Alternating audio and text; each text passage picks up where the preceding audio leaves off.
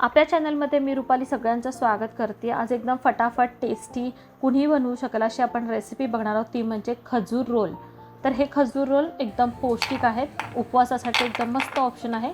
Recipe आपण न थांबता लगेच स्टार्ट करूया। इथे मी खसखस घेतलेले आहे 4 चमचे।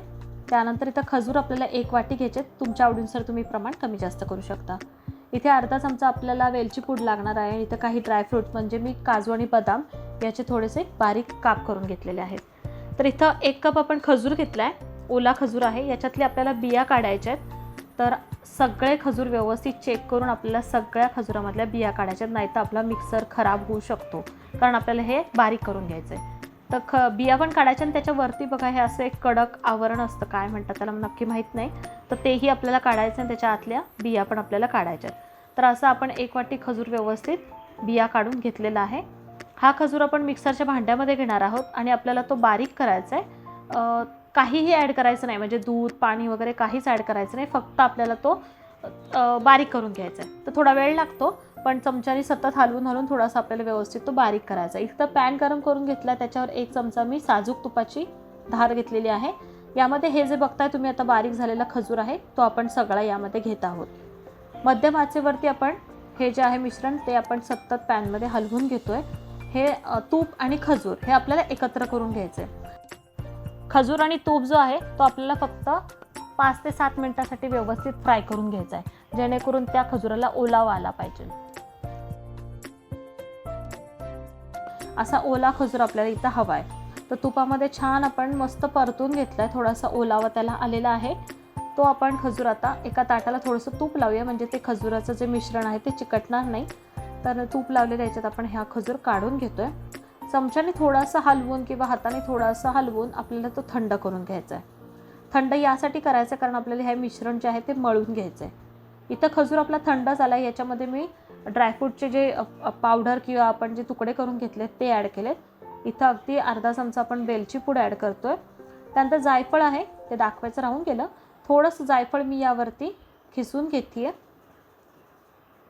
आणि तसंच आपण इकडे मणुकेही घेतलेले आहेत।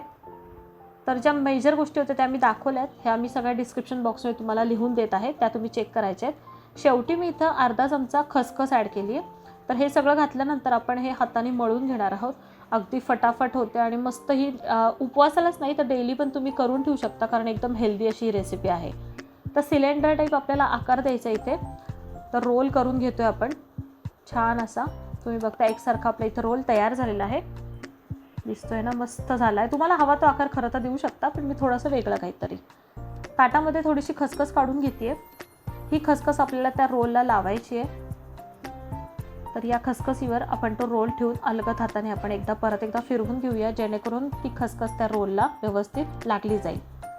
तर सगळीकडून थोडं प्रेस करायचं आहे। छान हा आपला रोल इथं तयार झाला आहे। हा जो रोल आहे तो बटर पेपर मी घेतला आहे, त्याच्यामध्ये हा रोल आपण ठेवणार आहोत। पूर्ण आपण पॅक करतो आहोत आणि आपल्याला हा रोल बटर पेपर सहित आपल्याला एक साधारण 15 ते 20 मिनिटं, जास्तीत अर्धा तास आपल्याला फ्रीजमध्ये ठेवायचा आहे। छान तो सेट होतो। साधारण 20 मिनिटं झालेली आहेत। मी हा खजूर रोल जो आहे तो बाहेर काढला आहे। पेपरमधनं हा आपण खजूर रोल बाजूला काढतोय, म्हणजे ताटात काढून घेते आणि याचे आपण एकसारखे काप बनवून घेतोय। तर छान वड्या पडतात, तर वड्या आपण इथे करून घेतोय सुरीच्या साहाय्याने। तर या ज्या वड्या आहेत त्या हवाबंद डब्यामध्ये बऱ्याच काळ टिकतात आणि मुलांसाठी मोठ्यांसाठी हा पौष्टिक एक ब्रेकफास्ट किंवा आहार ठरेल। मस्त 1-2 वड्या खाल्ल्या, थोडंसं दूध वरती पिलं की कामच झालं। अशा रेसिपी खरंच खूप छान असतात, ज्या पौष्टिक आहेत आणि खायलाही खूप आणि बनवायलाही खूप सोप्या पद्धतीने आपण त्या बनवू शकतो। तर छान तुम्ही बघता इथं काप आपले तयार झालेले आहेत। खजूर रोल मस्त टेस्टी असा बनलेला आहे। व्हिडिओ थोडा जरी आवडला असेल तरी एक लाईक करा, सबस्क्राईब करा आणि भरपूर कमेंट्स करू शकता। तर यामध्ये तुम्ही अजून बऱ्याच व्हेरिएशन करू शकता, जसं की पिस्ता वगैरे पण तुम्ही इथे ॲड करू शकता। नक्की रेसिपी ट्राय करा। भेटू एका छानशा रेसिपीसोबत। धन्यवाद।